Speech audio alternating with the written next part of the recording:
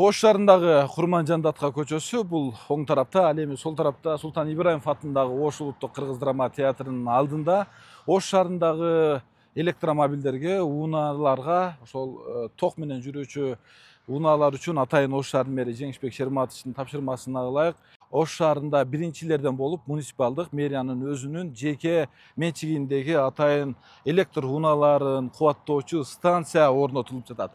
Биринчи этапта жалпы 30 дана алып келип орнотуп болжолдонгон. Азыркы учурда анын 10 алып келинип, өзүңүздөр көрүп тургандай толук орнотулуп бул жерге коюлуп бүттү. Андан сырткары жакынкы күндөрү мына орундуктары даярдалып бул жерде азыр жасалып жатат. Бул жерге дагы калган кубаттоочу устройстволор бул жерге алып келип орнотулат. Кимдер пайдаланат деген дагы суроо болушу мүмкүн. Шаардагы бардык электромобиль минген унаа ээлери бул жерге келип унааларын кубаттап зарядтаса болот. Андан сырткары жакынкы күндөр эле Ош шаарынын мэриясы өзүнүн муниципалдык багыттагы такси кызматын дагы ачкан, Эко Ош такси. Бул жерден ал таксилер дагы келип унааларын кубаттайт. Ал биринчиден каражат Ош шаарынын мэриясынын өзүнүн балансына калат. Такси кызматы ушул жерден кубаттап ишке чыгып шаарды тейлегенге мүмкүнчүлүк түзүлөт.